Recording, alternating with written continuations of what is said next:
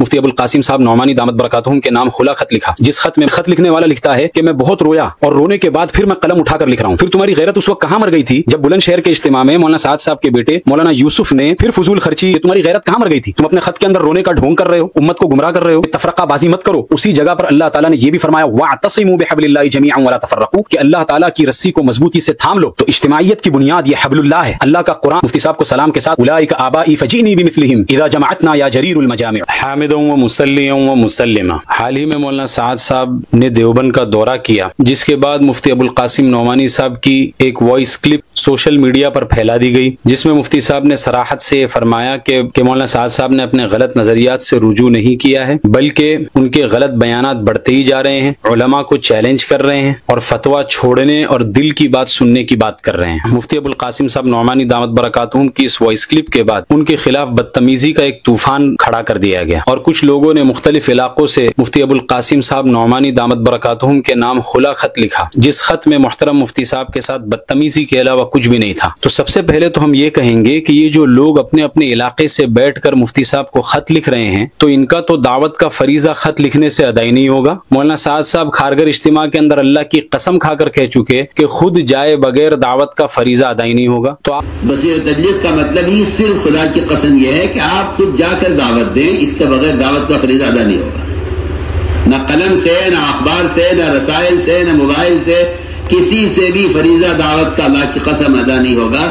آپ خود جا کر دعوت دیں گے تو دعوت کا فریضہ ادا ہوگا، ورنہ فریضہ ادا نہیں ہوگا۔ آپ کیوں اپنے حضرت جی کی بات ہی کو نہیں مان رہے ہیں اور اس کو ٹھکرا کر اپنے اپنے علاقوں میں اپنے اپنے گھروں سے بیٹھ کر خطوط لکھ رہے ہیں؟ آپ کو تو چاہیے تھا کہ خود مفتی صاحب کی خدمت کے اندر حاضر ہوتے، دو زانو بیٹھ کر مفتی صاحب سے اپنی بات عرض کرتے۔ خود آپ ہی کے باطل عقیدے کے مطابق آپ کا تو دعوت کا فریضہ ادا ہی نہیں ہوا، تو آپ یہ خط کیوں لکھ رہے ہیں؟ اور جہاں تک مفتی ابوالقاسم صاحب کی وضاحت کا تعلق ہے، تو مفتی ابوالقاسم صاحب نے 100% درست کام کیا۔ مولانا سعد صاحب کے بارے میں جبکہ پوری دنیا کو معلوم ہے، آئے دن وہ اہل السنت والجماعت کے نظریات سے خروج کرتے رہتے ہیں، شذوذ اختیار کرتے رہتے ہیں، اور ان کے غلط بیانات روز بروز بڑھتے ہی چلے جا رہے ہیں۔ تو جب وہ دیوبند آئیں گے تو بہت ممکن ہے کہ عوام کو اس بات کی غلط فہمی ہوگی کہ انہوں نے اپنے سارے غلط بیانات اور سارے غلط عقائد سے رجوع کر لیا ہے۔ اس لیے مفتی صاحب کی یہ وضاحت بالکل بجا اور درست ہے، تاکہ عوام کو گمراہی سے بچایا جائے، تاکہ لوگوں کو معلوم ہو جائے کہ مولانا سعد صاحب کے غلط نظریات یہ اعلی حال ہی باقی ہیں اور انہوں نے اس سے رجوع نہیں کیا۔ دوسری بات یہ کہ یہ خط لکھنے والے بڑی دینی غیرت کا اظہار کر رہے ہیں اپنے خط کے اندر۔ ایک خط لکھنے والا لکھتا ہے کہ میں بہت رویا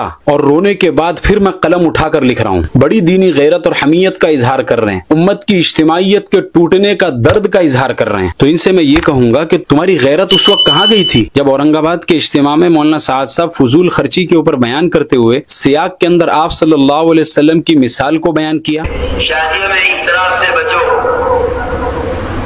شادی میں اسراف سے بچو، جتنا اسراف زیادہ ہوگا اتنی اذیت زیادہ ہوگی۔ زینب رضی اللہ عنہ کی شادی کے اس میں آپ نے گوشت روٹی کا انتظام کیا، آپ کی جو شادی آپ کے معمول سے ہٹی، اسی شادی میں آپ کو اذیت ہوئی۔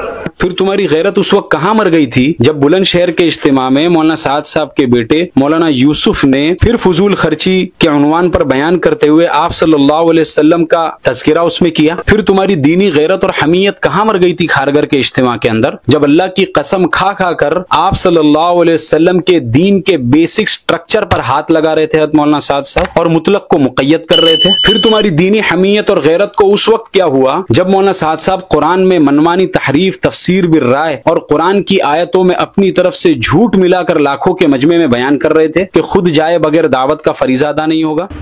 قرآن نے صاف اعلان کیا ہے الذین یبلغون رسالات اللہ ویخشونہ ولا یخشون احدا الا اللہ، جو اللہ کے دین کے پیغام کو لوگوں تک خود پہنچاتے ہیں۔ یہ بالکل میں قرآن کی آیت کا صاف ترجمہ کر رہا ہوں کہ دوسروں تک بذات خود دین کی دعوت پہنچائے بغیر میں اللہ کی قسم کھا کر آپ سے کہتا ہوں کہ مسلمان دین پر باقی نہیں رہ سکتے۔ قرآن نے شرط لگا دی ہے، میں تو آپ سے کھل کر کہہ رہا ہوں، قرآن نے شرط لگا دی ہے ان تنصروا اللہ ینصرکم ویثبت اقدامکم، اگر تم اس کے دین کے داعی ہو، میں ترجمہ کر رہا ہوں جس طرح قرآن کا، آپ غور سے سننا، اگر تم اس کے دین کے داعی ہو تب تو وہ تمہاری مدد کرے گا باطل کے خلاف۔ اور تمہاری دینی حمیت اور امت کی اجتماعیت کا درد اس وقت کہاں غائب ہو گیا تھا جب مولانا سعد صاحب امت سے علماء کو توڑ رہے تھے اور اپنے بیانات کے اندر یہ کہہ رہے تھے کہ علماء کی گدیوں کے اوپر شیطان سوار ہے اور علماء کی کمائی رنڈیوں کی کمائی سے بدتر ہے؟ تمہاری غیرت کہاں مر گئی تھی؟ اور جھوٹی اور من گھڑت حدیثیں سنا رہے تھے کہ اجرت لے کر تعلیم دینے والوں سے پہلے زناکار عورتیں جنت میں داخل ہو جائیں گی۔ یہ حدیث جھوٹی من گھڑت ہے۔ اس حدیث کی سند میں کذاب اور جھوٹا راوی ہے، حدیث من گھڑت ہے اور اس کے اوپر محرف بھی ہے۔ اور تمہاری غیرت کہاں مر گئی تھی جب مولانا سعد صاحب یہ کہہ رہے تھے کہ ہمارا ایمان انبیاء، صحابہ اور فرشتوں سے بھی بہتر ہے؟ اس زمانے کا مسلمان نہیں سمجھتا کہ ہمیں ملائکہ، انبیاء اور صحابہ ان تینوں قسموں سے بڑھ کر ایمان ہمیں دیا گیا تھا۔ اور اس وقت تمہاری غیرت کو کیا ہوا جب مولانا سعد صاحب یہ کہہ رہے تھے کہ اللہ کے ہاتھ میں ہدایت نہیں ہے، اللہ کے ہاتھ میں اگر ہدایت ہوتی تو اللہ تعالیٰ انبیاء کو کیوں بھیجتا؟ اور اس وقت تمہاری غیرت کہاں گئی جب کھارگھر اجتماع کے اندر مولانا سارے علماء کو چیلنج کر رہے تھے کہ اللہ کی قسم تمہارے پاس کوئی دلیل نہیں ہے اس کے علاوہ کہ ایمان کی تکمیل دعوت کے علاوہ کسی اور چیز سے ہو سکتی ہے؟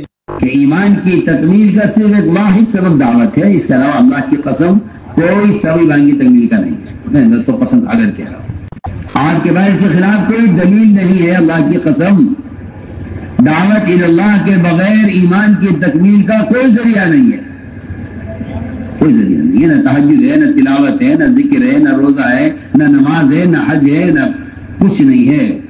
جبکہ حدیث ابو داؤد کی موجود ہے جس میں آپ صلی اللہ علیہ وسلم فرما رہے ہیں کہ ایمان کی تکمیل دوسرے اعمال سے ہو سکتی ہے۔ حضرت عمر بن عبدالعزیز کی روایت موجود ہے جس سے صاف پتہ چلتا ہے کہ ایمان کی تکمیل دوسرے بہت سے اعمال سے ہو سکتی ہے۔ تمہاری غیرت کہاں مر گئی تھی؟ تم اپنے خط کے اندر رونے کا ڈھونگ کر رہے ہو، امت کو گمراہ کر رہے ہو، بڑی دینی غیرت اور حمیت کا مظاہرہ کر رہے ہو۔ جب دین کا کھلواڑ بنایا جائے، جھوٹی حدیثیں لاکھوں کے مجمع کے اندر بیان کی جائے، دین کے مطلق احکام کو مقید کیا جائے، قرآن کے اندر منمانی تحریف اور تفسیر بالرائے کی جائے، قرآن کی آیتوں میں جھوٹ قصدن ملا کر اپنی طرف سے لاکھوں کے مجمع کے اندر بیان کیا جائے، تب تمہاری دینی حمیت نہیں جاگتی؟ تمہاری دینی غیرت کے اندر اس وقت جوش نہیں آتا؟ لیکن مولانا سعد صاحب کے خلاف کوئی چوں بھی کر دے تو 100 فٹ اوپر اچھل جاتے ہو اور اپنے خطوط لکھ لکھ کر رونے دھونے کا ناٹک کرتے ہو اور امت کی اجتماعیت کی جھوٹی دہائی دیتے ہو۔ امت کی اجتماعیت کی دہائی تم نے اس وقت کیوں نہ دی جب مولانا سعد صاحب یہ کہہ رہے تھے کہ مسجد کے باہر دعوت دینا خلاف سنت ہے؟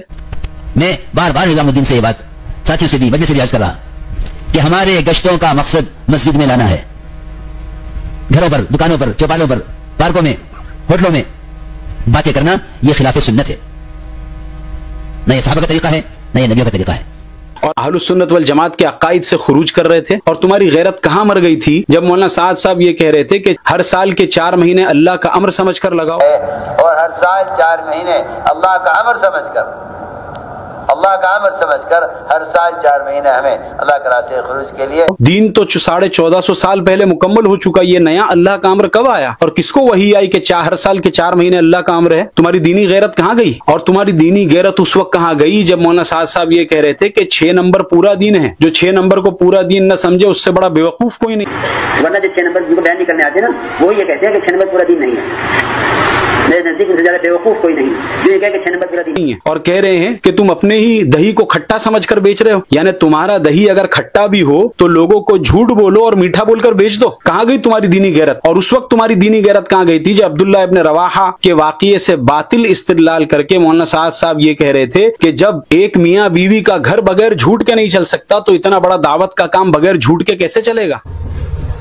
اگر اس تعویل اور جھوٹ کے بغیر ایک گھر نہیں چل سکتا تو پوری دنیا کام چلے گا؟ سوچو، جس گھر سے 2 میاں بیوی متعلق ہیں، صرف 2 فرد، ان کا گھر نہیں چل سکتا اس کے بغیر۔ یعنی دعوت اور تبلیغ کرنے کے لیے جھوٹ بولو، کہاں گئی تمہاری دینی غیرت؟ اور 6 نمبر پورا دین ہے، اس کے تعلق سے امریکہ کے ایک مفتی منیر اخن صاحب وہ مولانا سعد صاحب کا دفاع کر رہے ہیں اور ٹی وی پر بیٹھ کر اپنا ویڈیو اپلوڈ کر رہے ہیں، یوٹیوب کے اوپر اپنے ویڈیو ڈال رہے ہیں۔ مولانا سعد صاحب کے عقائد کو اگر آپ مان لیں گے تو آپ کا تو تبلیغ کا فریضہ اس طرح ویڈیو ڈالنے سے ادا ہوگا ہی نہیں۔ اور تمہاری دینی غیرت کہاں گئی تھی جب موسیٰ علیہ السلام کی شان میں مولانا سعد صاحب نے گستاخی کی تھی؟ اس وقت کیوں تم نے مولانا سعد صاحب کو خط نہیں لکھا کہ آپ اس طرح نبی کی شان میں گستاخی کیوں کر رہے ہو؟ سلیمان علیہ علیہ السلام کی شان میں جب گستاخی کی تو رو رو کر مولانا سعد صاحب کو خط کیوں نہیں لکھا؟ یوسف علیہ السلام کی شان میں جب گستاخی کی اس وقت مولانا سعد صاحب کو خط کیوں نہیں لکھا؟ تمہاری دینی غیرت کہاں مر گئی تھی؟ دین محمدی پر جب حملہ کیا جاتا ہے تو تمہارے کانوں میں جوں بھی نہیں رینگتی؟ کھارگھر اجتماع کے اندر بھی جتنے علماء شریک تھے میں ان سے بھی سوال کرتا ہوں کہ جو جاہل اور عوام اس اجتماع کے اندر شریک تھے وہ تو بیچارے معذور تھے، لیکن جو علماء شریک تھے کل قیامت کے دن اللہ تعالیٰ ان سے پوچھیں گے کہ اسٹیج پر بیٹھ کر ایک شخص اللہ کی قسم کھا کھا کر مطلق کو مقید کرتا رہا اور تم سارے علماء بیٹھ کر سنتے رہے، تمہارے کانوں پر جوں تک نہ رہیں گی، تمہاری دینی غیرت اور حمیت کا جنازہ اس اجتماع سے اٹھائے۔ آؤ میں تمہیں بتاتا ہوں دیوبندیت کیا تھی۔ دیوبندیت یہ تھی کہ حاجی امداد اللہ مہاجر مکی جیسے شیخ نے بھی جب میلاد کے دفاع کے اندر رسالہ لکھا تو مولانا رشید احمد گنگوہی نے اس کو اٹھا کر تنور میں جھونک دیا۔ یہ ہے دیوبندیت۔ مولانا رشید احمد گنگوہی کے پاس گالیوں بھرے خط آتے تھے، مولانا خلیل احمد سہارنپوری خط پڑھ کر سناتے تھے، کہتے تھے کہ حضرت میں کیا پڑھوں، شروع سے آخر تک سب گالیاں ہی گالیاں لکھی۔ یہ تھی دیوبندیت، قرآن اور حدیث کے دفاع کے اندر گالیاں کھانا گوارا کیا، لیکن ہمارے ہوتے ہوئے بدعات کو عروج ملے یہ ہرگز گوارا نہیں ہے۔ اور دین کے بیسک سٹرکچر کے اندر کوئی چھیڑ چھاڑ کرے، ایسی چیز جو دین نہیں تھی اس کو دین کا حصہ بنائے، مطلق احکام کو مقید کرے، اس کو ہم ہرگز برداشت نہیں کریں گے اور قیامت کی صبح تک اس کو دین کا حصہ نہیں مانیں گے۔ آج یہ خط لکھنے والے مفتی ابو القاسم نعمانی پر طنز کر رہے ہیں، ان کی علمی صلاحیت اور علمی لیاقت تو شاید اتنی بھی نہیں ہے کہ نورانی قاعدہ بغیر غلطی کے پڑھ سکے۔ یہ مفتی ابو القاسم نعمانی صاحب کے اوپر طنز کر رہے ہیں، جس آدمی نے اپنی پوری زندگی قرآن حدیث کے اندر لگا دی اس کو سکھانے کی کوشش کر رہے ہیں۔ چلو بھر پانی میں ڈوب مرنے کی بات۔ جب سارے علماء خاموش ہیں، تبلیغی جماعت کے منکرات کے اوپر رد کرنے کے لیے کوئی تیار نہیں، کوئی عالم اس وجہ سے خاموش ہے کہ اس کو امامت سے ہٹا دیا جائے گا، کوئی اس وجہ سے خاموش ہے کہ اس کو اس کی نوکری سے نکال دیا جائے گا، کوئی اپنے ذاتی مفاد کے لیے خاموش ہے، اور بعض علماء تو اس وجہ سے بھی خاموش ہیں کہ مشورے اور جوڑ کے دنوں میں صبح میں جو قیمہ اور پایا ملتا ہے وہ بند ہو جائے گا، کوئی جماعتیوں کے شر سے بچنے کے لیے خاموش ہے، اور کچھ علماء ان کی تعداد سے مرعوب ہو چکے کہ اتنی تعداد ان کی ہو گئی 200 ملکوں تک کام پہنچ گیا، اس لیے اب کچھ مت بولو، قرآن حدیث کے اندر تحریف ہوتی رہے ہونے دو، دین کا بیڑا غرق کرتے رہے کرنے دو، نبیوں کی شان میں ممبروں سے توہین ہوتی رہے ہونے دو، سعد ابن عبادہ کے اوپر کھلے عام لان تان کیا جاتا رہے کرنے دو، حضرت بلال کے بارے میں یوں کہا جاتا رہے کہ حضرت عمر نے بدعا دے دی تو 1 سال کے اندر مر گئے، حضرت بلال کی گستاخی ہوتی رہے ہونے دو، شریعت کے مطلق احکام کو مقید کیا جاتا رہے کیا جانے دو، ہمیں تو قیمہ اور پایا ملتا رہے، اور لوگ آ کر ہمیں شاباشی دیتے رہے کہ آپ ماشاءاللہ بہت بڑے عالم ہیں، آپ جماعت کے اندر کتنا وقت لگاتے ہیں، آپ نے تو سال لگا دیا۔ ایسے موقع پر جب سارے علماء خاموش ہے، مفتی ابو القاسم نعمانی دامت برکاتہم اللہ کی قسم واحد شخصیت ہے جس نے دیوبندیوں کی طرف سے فرض کفایہ ادا کیا ہے اور اس بدعت اور گمراہی کے خلاف ایک سیسا پگھلائی ہوئی دیوار بن کر کھڑے ہیں۔ مفتی ابو القاسم نعمانی صاحب وہ مرد مجاہد ہیں جو مولانا رشید احمد گنگوہی کی طرح لوگوں کی گالیاں کھا رہے ہیں، ہر طرف سے ان کے اوپر جملے کسے جا رہے ہیں، لیکن دین اور قرآن اور سنت میں کوئی آنچ آ جائے یہ بات ان کو ہرگز برداشت نہیں ہے۔ ارے مفتی ابو القاسم نعمانی صاحب کو بھی کیا لینا دینا ہوتا، آپ جو کرتے رہے کرنے دیتے، کیوں بلا وجہ آپ کی گالیاں کھا رہے ہیں؟ جن کو نورانی قاعدہ پڑھنے نہیں آتا وہ مفتی صاحب کو خط لکھ کر ان پر تان و تشنیع کر رہے ہیں، اتنی ذلت مفتی صاحب کیوں برداشت کر رہے ہیں؟ ذرا کچھ تو سوچو۔ ہمیں فخر ہے ہمارے ایسے اکابرین پر، مفتی ابو القاسم نعمانی صاحب جیسے اکابرین پر ہمیں فخر ہے، اور یہ خط لکھنے والے جتنے خط لکھ رہے ہیں یہ تمہاری دینی غیرت نہیں، یہ تمہاری شخصیت پرستی کی غیرت۔ اگر تمہارے اندر دینی غیرت ہوتی تو مولانا سعد صاحب کے شذوذ کے اوپر تم اپنے خطوط لکھتے، لیکن مولانا سعد صاحب کے خلاف جب کوئی چوں بھی کر دیتا ہے تو تمہاری جو یہ غیرت جاگتی ہے یہ دینی، اس کو دینی غیرت مت کہو، امت کی اجتماعیت کی دہائی مت دو، یہ خالص شخصیت پرستی ہے۔ اور آخر میں یہ بات بھی سمجھ لو، اتحاد اور امت کی اجتماعیت یہ مطلقاً مطلوب نہیں ہے، بلکہ اس کے اندر کچھ حدود اور قیود کی رعایت بھی ضروری ہے۔ اگر کہو گے کہ اتحاد اور اجتماعیت مطلقاً مطلوب ہے، جس طرح بھی ہو بس اجتماعیت کر لو، تو پھر بریلویوں سے بھی اجتماعیت کر لو، غیر مقلدین سے بھی اجتماعیت کر لو، رافضیوں سے بھی اجتماعیت کر لو، سب سے اجتماعیت کر لو۔ جب ان سے اجتماعیت نہیں کی جا سکتی، ہمارے اکابرین نے ان کو بدعتی قرار دیا ہے، تو انہیں حدود اور قیود کی رعایت کی وجہ سے اگر ہم تبلیغی جماعت سے اختلاف رکھیں تو اس کو اجتماعیت توڑنے کا نام دینا یہ محل نظر ہے۔ یہ تو امت کو گمراہی سے بچانا ہے، امت کو بدعت سے بچانا ہے۔ یاد رکھو جہاں پر اللہ تعالیٰ نے قرآن کے اندر یہ فرمایا وَلَا تَفَرَّقُوا کہ تفرقہ بازی مت کرو، اسی جگہ پر اللہ تعالیٰ نے یہ بھی فرمایا وَاعْتَصِمُوا بِحَبْلِ اللَّهِ جَمِيعًا وَلَا تَفَرَّقُوا کہ اللہ تعالیٰ کی رسی کو مضبوطی سے تھام لو۔ تو اجتماعیت کی بنیاد یہ حبل اللہ ہے، اللہ کا قرآن اور آپ صلی اللہ علیہ وسلم کی سنت ہے۔ جو اللہ کے قرآن اور آپ صلی اللہ علیہ وسلم کی سنت کی بنیاد کے اوپر جمع ہوگا اس سے اجتماعیت کی جائے گی۔ جو بدعات اور الحاد کرنے لگے گا تو اس پر تو رد کرنا ضروری ہے، اور اس پر رد کرنے کو کوئی اگر یہ کہہ رہا ہے کہ آپ اجتماعیت کو توڑ رہے ہو تو یہ انتہائی درجے کی جہالت کے علاوہ کچھ نہیں۔ اب جو لوگ بھی مولانا سعد صاحب کے ہمنوا اور حامی ہیں وہ میرے اگر اس ویڈیو کا جواب دینا چاہتے ہیں تو پہلی خوشخبری تو میں ان کو یہ سنا دوں کہ جو بھی آپ جواب مجھے یوٹیوب کے ذریعے سے اور کمنٹ کے ذریعے میں لکھ کر دیں گے تو آپ کا تبلیغ کا فریضہ ادا نہیں ہونے والا۔ مولانا سعد صاحب خارگر اجتماع میں کہہ چکے خود جا کر دعوت دیے بغیر تبلیغ کا فریضہ ادا نہیں ہوگا، تو بلا وجہ اپنا ٹائم ویسٹ نہ کریں، میرے اس ویڈیو کا جواب نہ دیں کیونکہ آپ کا تبلیغ کا فریضہ تو اس سے ادا ہوگا نہیں۔ کچھ کنسٹرکٹیو کام کے اندر اپنا وقت لگا لیں۔ وَمِنَّا خَطِيبٌ لَا يُعَابُ وَحَامِلُ أَغَرُّ إِذَا الْتَفَّتْ عَلَيْهِ الْمَجَامِعُ وَمِنَّا غَدَاةَ الرَّوْعِ فِتْيَانُ غَارَةٍ إِذَا مَتَعَتْ تَحْتَ الزُّجَاجِ الْأَشَاجِعُ وَمِنَّا الَّذِي قَادَ الْجِيَادَ عَلَى الْوَجَعِ لِنَجْرَانَ حَتَّى سَبَّحَتْهَا النَّزَائِعُ۔ اور یہ آخری شعر مفتی ابو القاسم صاحب نعمانی کی شان میں، مفتی صاحب کو سلام کے ساتھ اولئک آبائی فجئنی بمثلہم اذا جمعتنا یا جریر المجامع۔ ھذا وصلی اللہ علیہ وسلم۔